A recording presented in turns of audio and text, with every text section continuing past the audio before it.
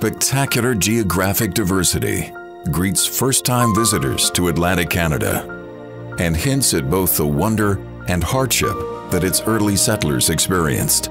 The rich history of Atlantic Canada has a pioneering spirit of discovery woven throughout its social fabric. Surviving the maritime elements also carried the reality of constant health challenges that brought another set of pioneering champions to the fore. The medical history of Atlantic Canada has been shaped by a long list of medical heroes. Most of the early physicians came with the military. After that, because there was no medical school here, physicians came, either those who were coming from Scotland in particular or from the United States. Some were graduates of medical schools elsewhere, and others were physicians by apprentice methods. Halifax-born Dr. Oswald Avery was co-discoverer of one of the most pivotal discoveries of the 20th century. He and his colleagues, after years immersed in the study of pneumococcus, published a seminal paper first describing DNA and its role in transforming bacteria. This momentous discovery was a foundation stone for modern genetics and molecular biology. Some of the early physicians really had to make a living. I mean, that's what they're there to do. But also, it was almost, I say, almost like akin to military medicine. There was a lot of hardship, there was a lot of injuries with the sea, with fishermen and sailors and so on. So it was a very tough business from that perspective.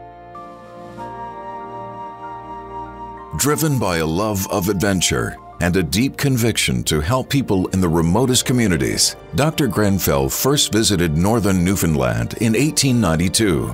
Over the coming years, he built a hospital and orphanages and brought significant support to the region from British and North American philanthropists that helped to chart a healthier course and future for the people of the region. I think healthcare providers in the early days had any number of challenges: access to care, education about health, and that was a challenge back then because of the numbers, the distance, transportation.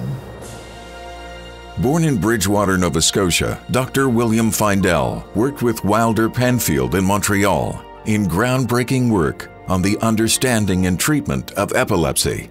A pioneer in the applications of brain imaging technologies, Dr. Finedel envisioned the emerging era where technology would play an ever-important role in medical treatment and research. He purchased Canada's first PET scanner, CAT scanner, and MRI to translate that vision into reality and thereby priming the engine of future Canadian research and discoveries.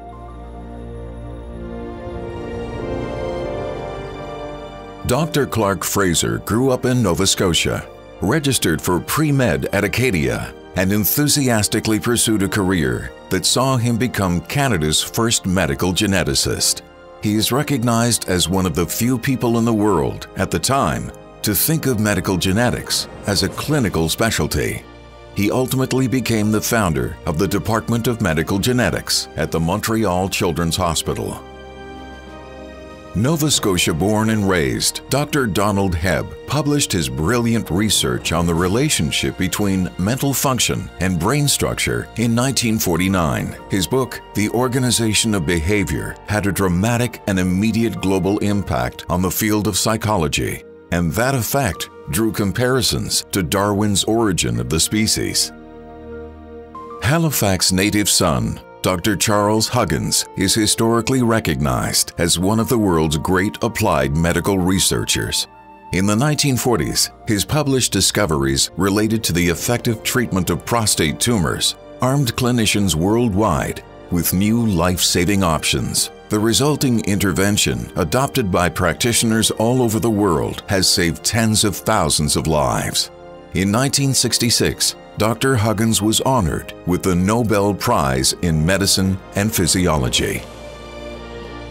The medical, research, and healthcare tradition of excellence and innovation stands strong on the shoulders of the medical heroes of Atlantic Canada.